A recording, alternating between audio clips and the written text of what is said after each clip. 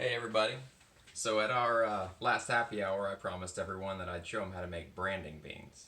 Now, when it came up at the happy hour, people asked, well, what's a branding? And I realized I'm not in Kansas anymore. So, before I show you how to make beans, I'm going to talk about what a branding is, why you need beans there, and I don't know, whatever else comes to mind.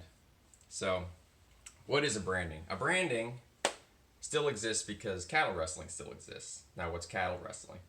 You're probably not expected to know that. It's when somebody steals your cows. So you got a whole bunch of cows out in the field somewhere. They come up in the middle of the night, and however they decide to steal them, they steal all your cows. They're gone. So if you don't brand your cows, and that person that stole your cows goes to sell them, there's nobody there to say like, hey, those are not your cows, right? No brand on them. So we use a hot iron in a fire. Back up a little bit. So branding is a social gathering for cowfolk, cowboys and cowgirls. You invite all your friends over. You got all your little baby calves, and I'm going to draw you a diagram. You rope the calves and give them their vaccinations, the ones that they're going to need to not get sick. So you got a little horse. I'll show you. As I draw, it'll be comical. So you got a horse. And that's a horse. And a person on the horse. He's happy because he's at a branding. And he's got his rope that goes down to the baby cow. Baby cow's generally happy, but not today. They're kind of cranky. So you got two of these guys. We're just gonna say this guy exists over here. Whatever. Horse. Legs. Whatever. Rope. Okay. So as the cow's down, you run up, you give them their shots. Most people give them... Oh shit, can you even see that? Shoot, can you even see that? Give them their shots, you brand them, sometimes you neuter them. A lot of people are moving to a rubber band method instead of a surgical method. And then you let them up, and they're good. And so most people have, I don't know, my parents have a couple hundred cows. That number fluctuates based on the year. But that's essentially what a branding is. So you have all your friends over, you help them do that because it's a lot of work.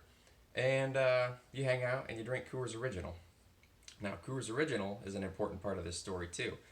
It's got a lot of names. You might hear it called Buckskins, Banquet Beer, Coors Heavy, or just Coors, or Kurz spelled. Let me write that one down for you. Kurz is pronounced like this.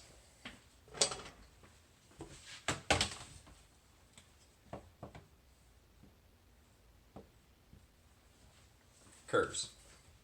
There you go. Oh, it's shaded. Is that backwards? I don't know. I don't know if that's backwards or not. Why is it called those things? It's called buckskins because it happens to be the same color as the skin of a male deer and a female deer, but whatever. Who wants to call their beer a doe skin? Banquet beer. It's been called that since, I don't know, whenever Coors came out. And they put it on their cans so the people drinking it knew that they were drinking a fine beverage. Coors Heavy came out. It was sort of when Bud Light came out, people that were hardcore Bud Light fans started calling Budweiser Bud Heavy to make fun of people that drank Bud Light. And there was a small faction of cowfolk that started calling Coors Original Coors Heavy. And so, for example, my dad would do that, and we would go to restaurants when I was a kid. And he would ask the waitress or waiter for Coors Heavy, and they had no idea what that meant. But it was hilarious, and he did it every single time. So those are the few names that you might see for Coors Original. Why did I bring that up? I brought it up because that's what you serve people at a branding. If you don't serve Coors Original at a branding, is it a real branding? Probably not. Yeah, so what's the next thing? Well, we've got beans. You serve food at a branding. After everybody's done their hard day's work, it's nice to feed everybody, right? They spent their whole day with you. The least you can do is get them drunk or get them buzzed and feed them, and then hang out and whatever. Do your thing. So that's a little history on brandings and branding beans. Now we're gonna show you how to make branding beans.